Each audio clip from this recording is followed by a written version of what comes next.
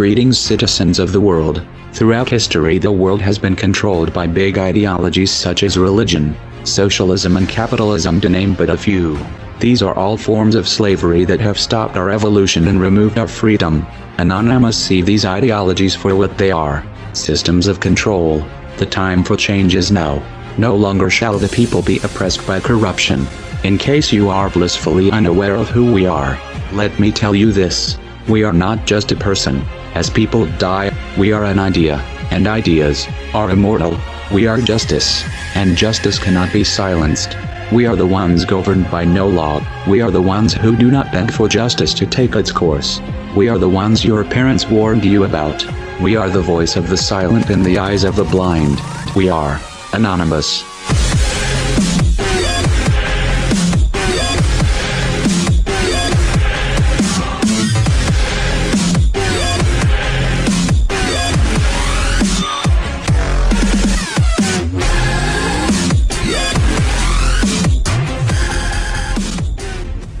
The tendency to relate past events to what is possible in the present becomes more difficult as the scope of the geopolitical environment changes. It is a useful thing, then, to ask every once in a while if the environment has recently undergone any particular severe changes, thereby expanding our options for the future.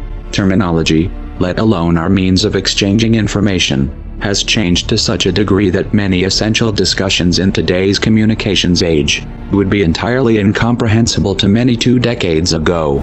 As the social, political and technological environment has developed, some have already begun to explore new options, seizing new chances for digital activism, and more will soon join in.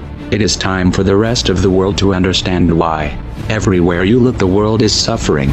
Wars of aggression, companies dumping toxic waste everywhere, governments supporting the poisoning of our water. 1/3 of the world goes hungry, while the other 2/3 throws away 1/3 of their food. We are digging up all the coal and oil of our planet instead of researching renewable methods. Governments and corporations constantly lie, kill, and extort the entire planet's population, just for profit, where in America the richest 1% have 42% of the money. You shouldn't have to be convinced that the system we live under must come to a stop.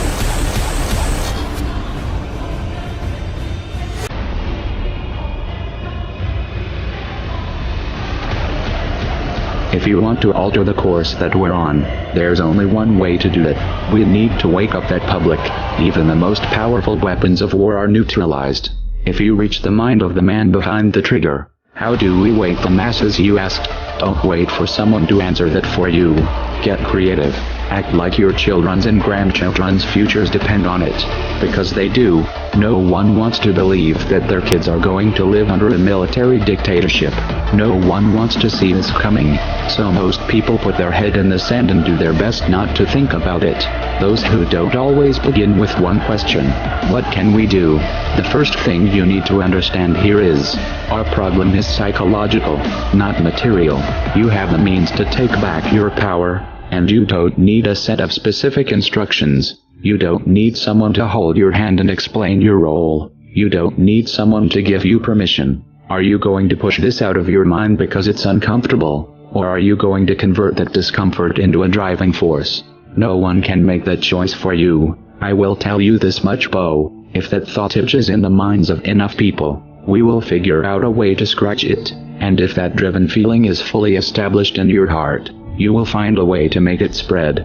The odds don't matter anymore. If you understand what we are facing, then you have a moral responsibility to do everything in your power to alter the course that we're on, regardless of the odds. It's only when you stop basing your involvement on the chance of success that success actually becomes possible. To strip the ill-gotten power of the financial elites and to bring these criminal cartels to justice will require nothing less than a revolution. The government is not going to save us. The government is completely infiltrated and corrupt to the core. Looking to them for help is completely arrogant.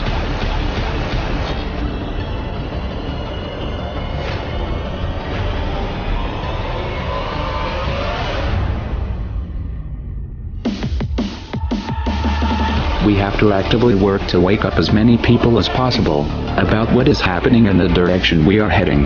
All revolutions originate from a shift in the mindset of the population, and no other meaningful resistance is possible without it. When an idea hits critical mass, it begins to spread on its own and spreads to all levels of society. We need more people in this fight. We need more people speaking up, making videos, writing articles, getting this information onto the national and international stage. We are anonymous.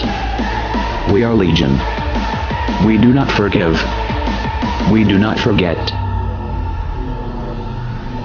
Expect us.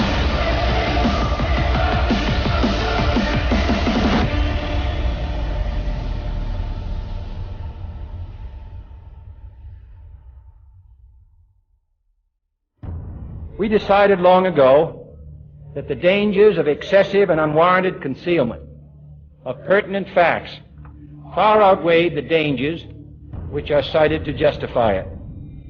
And there is very grave danger that an announced need for increased security will be seized upon by those anxious to expand its meaning to the very limits of official censorship and concealment.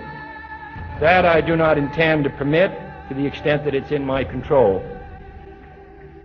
For we are opposed around the world by a monolithic and ruthless conspiracy that relies primarily on covert means for expanding its sphere of influence, on infiltration instead of invasion, on subversion instead of elections, on intimidation instead of free choice, on guerrillas by night instead of armies by day.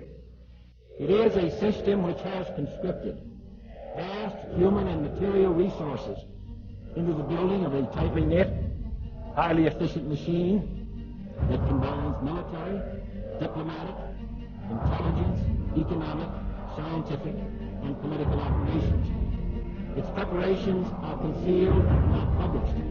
Its mistakes are buried, not headlined. Its dissenters are silenced, not praised. No expenditure is questioned, no rumor is printed, no secret is revealed.